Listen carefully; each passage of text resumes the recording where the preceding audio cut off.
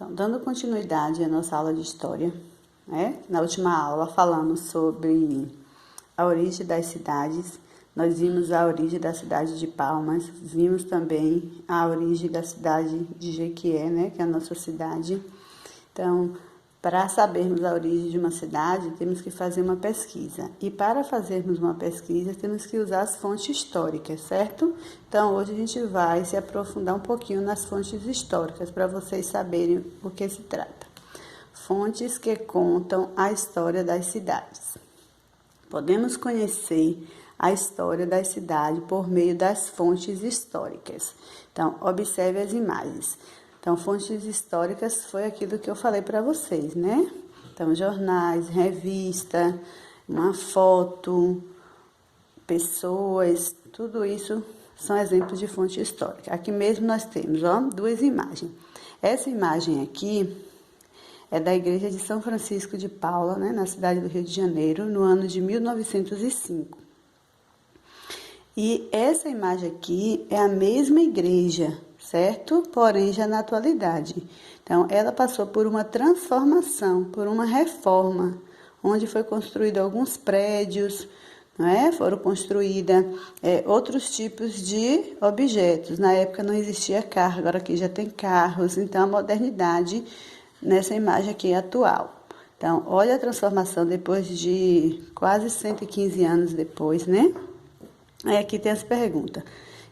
Descreva a imagem A, faça o mesmo com a imagem B. Foi o que a gente fez aqui agora. Aí aqui marque um X em alguns elementos que aparecem na imagem A e que não existe mais na atualidade. Então, você vai ver o que é que aparece aqui que não existe, o que é que aparece aqui que não existe mais aqui na A, certo? Então, observem bastante para poder vocês fazer o X certinho. Circule alguns elementos que aparecem somente na imagem B, que é aqui.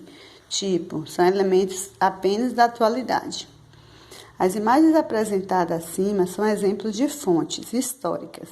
Podemos chamar de fontes históricas tudo aquilo que é produzido pelos seres humanos no decorrer do tempo e que pode ser utilizado para obter informações sobre o passado. Então, fonte histórica é aquilo que a gente obtém informações do passado.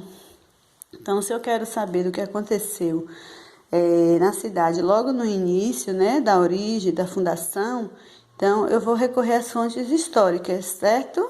Então, a gente tem que ir a um museu, procurar objetos pertencentes aos povos que existiam na época. Então, essas são fontes históricas.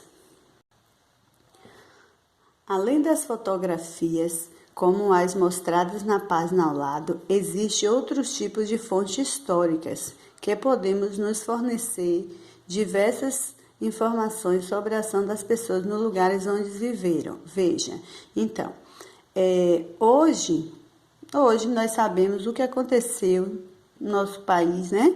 No início da descoberta, quem morava aqui era quem? Os indígenas, certo? Por quê? Por causa das fontes históricas que a gente recorre para saber o que aconteceu. Porque se não fosse isso, então as fontes históricas servem para quê? Para a gente conhecer o passado, né? Porque estamos no presente. Então, para poder a gente conhecer melhor o nosso presente. Aqui, ó.